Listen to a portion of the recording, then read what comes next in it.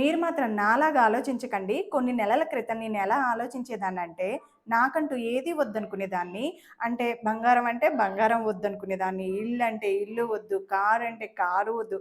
ఆఖరికి డ్రెసెస్ కూడా నాకేం వద్దులే అనేదాన్ని. కానీ ఈ మధ్యనే నాకన్నీ కావాలనిపిస్తుంది. అయితే అన్నీ వస్తాయి. కొంచెం టైం పట్టిద్ది. ఆ నమ్మకం నాకుంది. మనం ఏది వద్దనుకుంటే మన దగ్గరికి ఏది రాదని ఈ మధ్యనే నాకర్థమైంది. బంగారమా? బంగారం కొనే రోజులేనా? ఇండిపెండెంట్ హౌసా? వామ్మో! ఇప్పుడు మనం కొనగలుగుతామా అంత పెట్టి? అలా అనుకోని మనం నీరస పడిపోతే ఎలాగా? పాజిటివ్‌గా ఆలోచించాలని చెప్తున్నా. మనం అనుకున్నది, అనుకునేది నెరవేరేదాకా గట్టిగా ప్రయత్నించాల్సిందే. యూనివర్స్, సైన్స్, దేవుడు ఇవన్నీ పక్కన పెడదాం. మనకు సర్కిల్‌కు సంబంధం ఉంది. నువ్వు చెడుగా ఆలోచించినా, ఎవరికైనా చెడు చేసినా చివరికి తిరిగి తిరిగి నీ దగ్గరికే వచ్చిద్ది ఆ చెడు అనేది. అదే కనుక నువ్వు మంచిగా ఆలోచించినా, అదే మంచి ఎవరికైనా చేసినా చివరికి నీ దగ్గరికే ఆ మంచి అనేది వచ్చిద్ది. ఇంట్లో నెగెటివ్‌గా ఆలోచించొద్దు. నెగెటివ్‌గా మాట్లాడవద్దు. అలాగే ఇంట్లో పాడైపోయిన వస్తువులు, చినిగిపోయిన డ్రెసెస్ అస్సలు ఉంచకండి. ఇల్లు నీట్‌గా పెట్టుకోండి. ఇదే కాదు ఇంటిని ఎంత శుభ్రంగా ఉంచుకుంటున్నారో మీ మైండ్‌ని కూడా అంతే శుభ్రంగా ఉంచుకోవాలి. మనకున్న టైమే చాలా తక్కువ.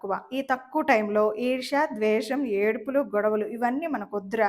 మొగుడు, పిల్లలు చాలు. ఇలా అని ఎవరితో మాట్లాడొద్దని చెప్పటం లేదు. అందరితో ప్రేమగా మాట్లాడాలి. ఒక లిమిట్ పెట్టుకోవాలి. అది క్రాస్ చేయకూడదు. అప్పుడే మనకు మర్యాద. ఈ రోజులను బట్టి పక్కన వాళ్ళ సమస్యల్లో తలదూర్చకూడదు. ఫైనల్‌గా నేను చెప్పేదేంటంటే ఓన్లీ సంతోషంగా ఉండటానికి మాత్రమే కృషి చేయాలి. వేస్ట్ విషయాలు మనకొద్దు. ఓన్లీ విషయాలే కాదండి. వేస్ట్ వస్తువులు కూడా ఇంట్లో ఉంచుకోవద్దు. ఇలా హాలిడేస్ టైంలో అయినా ఇంట్లో ఉన్న చెత్తంతా తీసి బయట పడేయండి. మనకు పనికిరాని వస్తువులు ఇంట్లో ఉంచుకోవద్దు.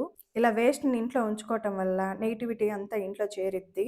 దీనివల్ల పెద్ద పెద్ద కష్టాలేం రావండి. ఇంట్లో ఏదో ఒకటి రిపేర్ అవుతానే ఉంటాయి. వాషింగ్ మిషన్ పోవటమో, ఫ్రిడ్జ్ పాడేయటమో, లేకపోతే పొయ్యి పాడైపోవటమో, లైట్స్ పోవటమో, ఇలా చిన్న చిన్న ఎఫెక్ట్స్ అన్నీ మనకు కనిపిస్తా ఉంటాయి.